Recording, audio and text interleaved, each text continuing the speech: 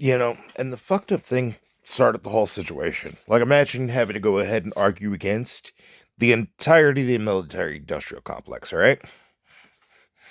Because of the factor of people wanting to use semantics and trying to gaslight in an attempt to try to make themselves right in the long term. When the funny thing is, the debate that started the whole situation, the argument that started the whole situation, was literally going ahead and pointing out the factor that people dealing with post traumatic stress disorder, all right? Unfortunately, there are too many people living in the past that end up going ahead and thinking to themselves that, first of all, as an invisible disability, that's an illegitimate one, you know? Yet, ironically enough, for anybody that's been a caretaker, for anybody that has, any, combat experience in the military, if they've been a caretaker for anybody, Grandpa Vietnam or, Uncle Desert Storm, then you've gotten to learn it's a very real thing. And that, you know, trauma trigger couldn't cause fatalities. All right. So, when I was a kid, I ended up getting abused. And, all right, I'm not, at this point, I'm not even going to go ahead and say because I'm not sure of the entirety of his military history, but I'm not going to go ahead and say veteran.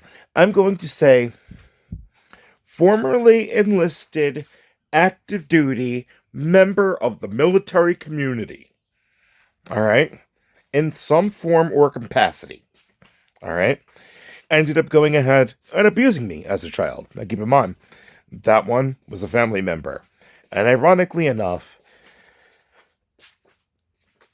he tried, denying not only about the abuse, but ultimately, I remember a molestation situation that apparently I'm not remembering right.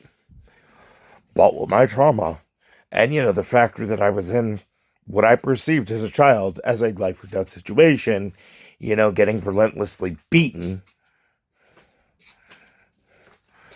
my perception of the situation may have been off. But ultimately, my question was, when my uncle ended up dragging me into that room alone and tried to force my shorts and my tidy whities off, all right, to try to force me to take my underwear off before putting my swimming shorts back on if I wanted to go swimming, all right, and even being willing to go ahead and slap my ass around, all right, which he had no authority to discipline me, quote unquote. The factor that I was in that room alone, he chose to have no one else in that room to go ahead and act as you know, a active witness to what went on in that room. That poses as a problem. Just like, for example, trying to claim that I wasn't abused as a child with that same person, that formerly enlisted active duty member of one of the branches of the military, causing that literal fucking dent in my skull. That later on, surgeons that had to do brain surgery on me when my skull was cracked open like a fucking yolk. All right? When they saw that brain, scar tissue on my brain, when they saw that pressure being put from bones, from bone splintering, from a cracked skull from a young age,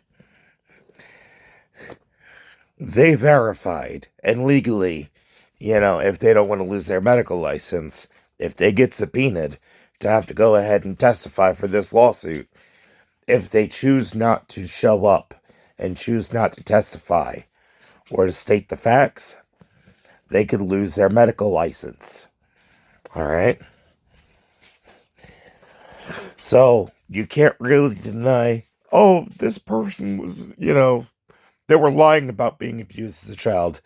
No, I'm pretty sure the brain surgeons will go ahead and say you were the ones who were mistaken. And I'm pretty sure they had testified, when they said that there was areas of my, you know, of my face that with facial reconstructive surgery, that the bone was so shattered, all right, the orbital bone, that they could not piece everything back together.